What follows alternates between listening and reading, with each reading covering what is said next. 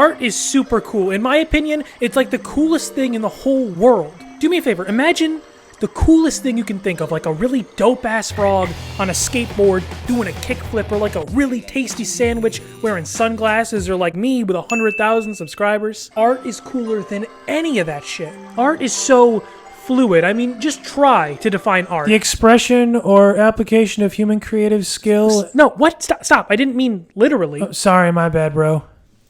The point I'm trying to make is that art can be almost anything you want it to be. Books? That's art. Music? Sounds like fucking art to me. A cow cut in half inside a giant glass box full of formaldehyde? Yeah, that's fucking art, I guess. Art is literally all around us, and with the fact that a bunch of younger people are more liberal-leaning, it's probable you've run into a couple people who define themselves as artists. What's super dope is that two people can both be artists and have almost nothing in common. Maybe he writes poems from the perspective of Fred Flintstone, and she makes sculptures out of rat shit. She takes photographs of the elderly naked, and they code video games about selling vegetables. It doesn't matter. They're all artists, and all of their art is valid. The issue is that not everybody sees it that way, and I'm sure you've gathered from the title of our video here today that we're talking about artistic gatekeeping. Gatekeeping has been a problem in pretty much every single community since, like, I don't know, the beginning of time. For anyone who's confused, I'll give you a little example. Have you ever found a band or a show or a movie or something and you start to really, really like it, and then you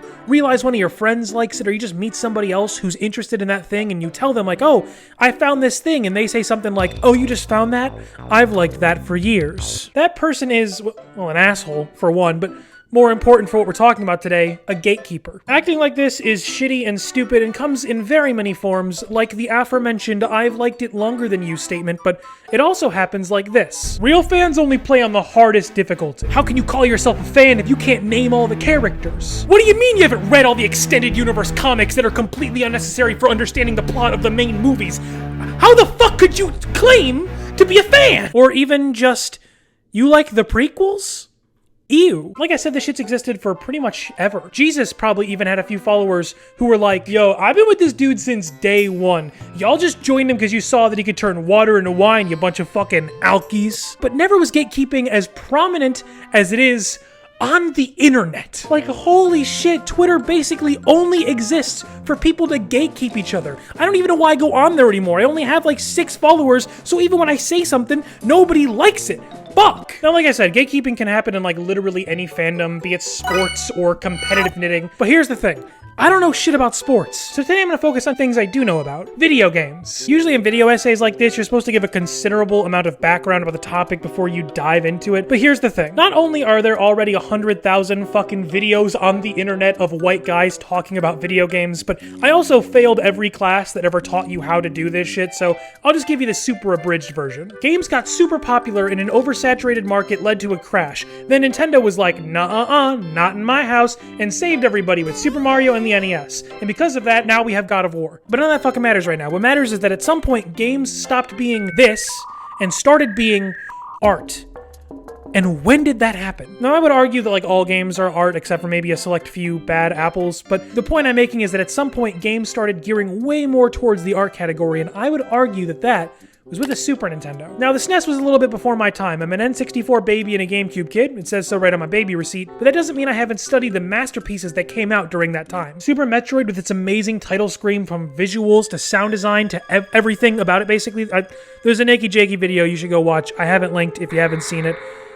Is so good. Earthbound, also known as Mother, with its wacky enemies but larger-than-life story and characters. And Chrono Trigger, which, aside from being known as an amazing game, has art done by Akira Toriyama of Dragon Ball fame. That's fucking awesome. I think this era started pushing games a lot more towards being artistic, even if in small ways, and I think you can see that because one of the most artistically brilliant modern indie games takes so much influence from that time. Of course, I'm talking about...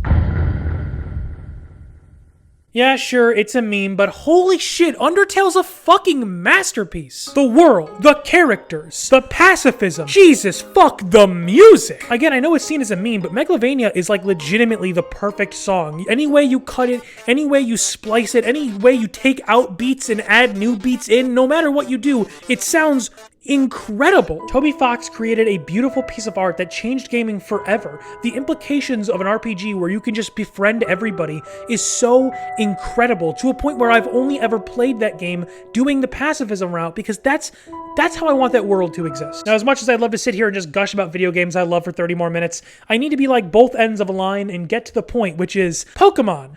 Fuck! Pokemon, also known as Pocket Monsters in Japan, is a media franchise managed by the Pokemon Company, a Japanese company founded by blah blah blah. God damn, the Pokemon fandom's on fucking fire all the time! Pokemon fans are low-key, high-key throwing a hissy fit every 10 minutes at everything that Nintendo or Game Freak does wrong. Luckily, I'm above that and would never throw a tantrum about Pokemon on the internet. Pokemon's fucking dying. But aside from all the dumb Dexit shit, Pokemon fans can just be elitist. I have seen Pokemon fans on the internet countless times argue about who's liked it longer because being around since Gen 1 makes you more of a fan. It doesn't. So many of the other communities online see Pokemon fans as TM06 or TM27 and Let's Go, and are they wrong? Just because the games are geared towards children doesn't mean we gotta act like them. Yeah, I don't always like what they do, but Pokemon fans get so aggressively angry about the decisions that Game Freak and Nintendo make that they'll attack other fans just for talking about it. I've talked about this before, but Cerebi.com is pretty much the greatest Pokemon website that's ever existed, and the guy who runs it, Joe,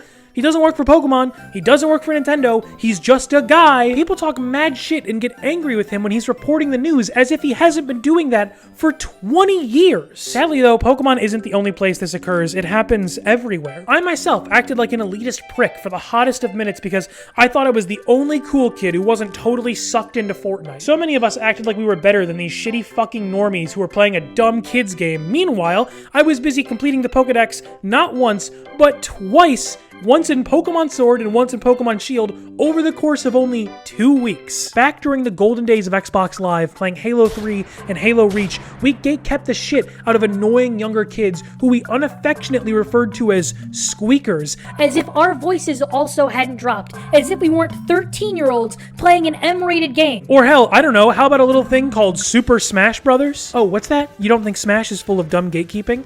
May I introduce you to the competitive Melee community? You know, the community that has one of its top players of all time constantly shit on the #1 player in the world simply because of which character he plays? Isn't that fucking insane? Now, please don't think that I mean that everyone from these communities are pieces of shit. Most people are good, kind individuals who just want to talk about the game that they love. It's a small percentage of idiots that make us all look bad. I don't know how to end this video. I don't really have a point other than just be chill or whatever. Thank you for watching. Please remember to retweet and upvote if you can. Please stay safe. I love you very much, and have a great night.